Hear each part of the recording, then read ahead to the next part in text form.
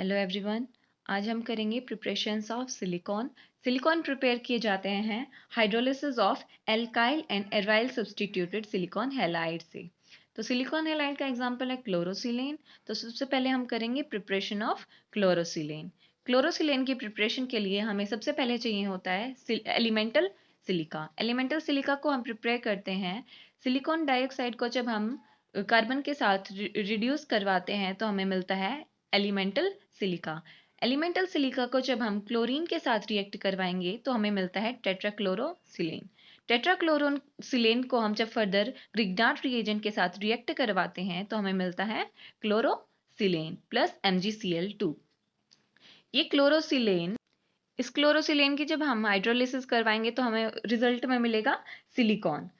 तो इस सिंथेसिस में दो स्टेप इन्वॉल्व होते हैं।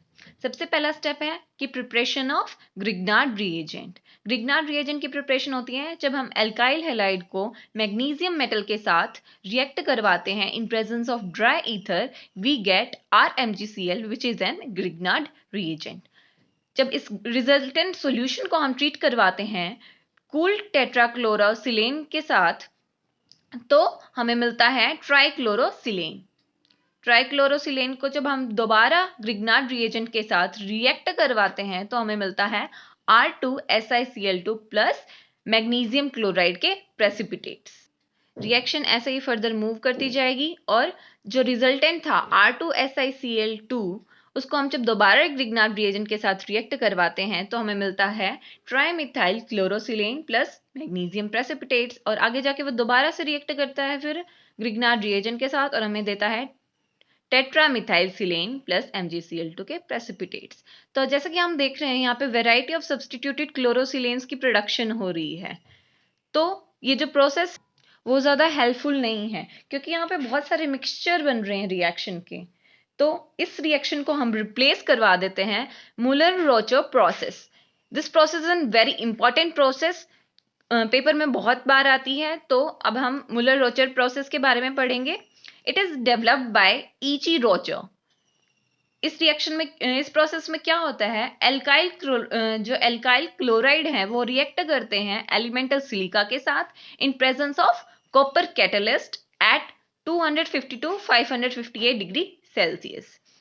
हमने एलिमेंटल सिलिका लिया, उसको एल्काइल हैलाइड के साथ रिएक्ट करवाया कॉपर कैटलिस्ट की प्रेजेंस में और 250 to 558 डिग्री सेल्सियस और हमें मिल गया सब्स्टिट्यूटेड सिलेन।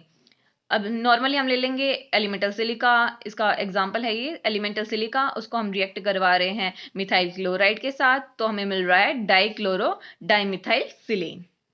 अब इसके साथ क्या कहते हैं क्लोरोसिलेन्स की एडिशनल रिएक्शंस भी होती हैं।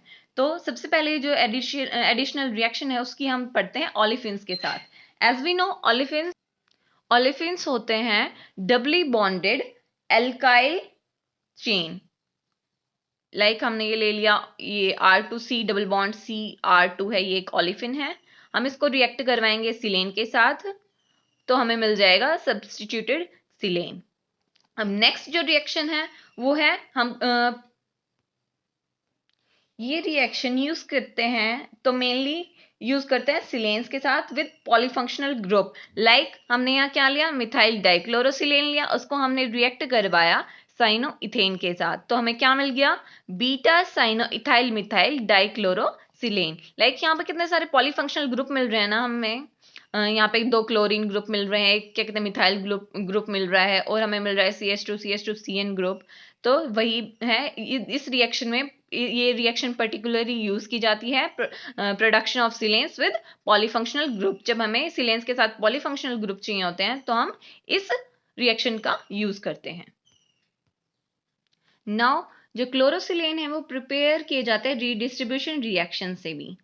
फॉर एग्जाम्पल हम यहाँ ले रहे हैं ट्राइमिथाइल क्लोरोसिलेन, उसको हम रिएक्ट करवा रहे हैं मिथाइल ट्राइक्लोरोसिलेन के साथ तो हमें क्या मिल रहा है, डाइमिथाइल डाइक्लोरोसिलेन। यहाँ पे 1 क्लोरीन था, यहाँ पे 3 क्लोरीन थे, यहाँ पे 3 मिथाइल ग्रुप थे और यहाँ पे 1 मिथाइल ग्रुप था। इनको जब हमने रिएक्ट करवाया तो रीडिस्ट्रीब्यूशन होके हमें क्या मिल रहा है, यहाँ पे 2 मिथाइल ग्रुप और 2 क्लोरीन ग्रुप।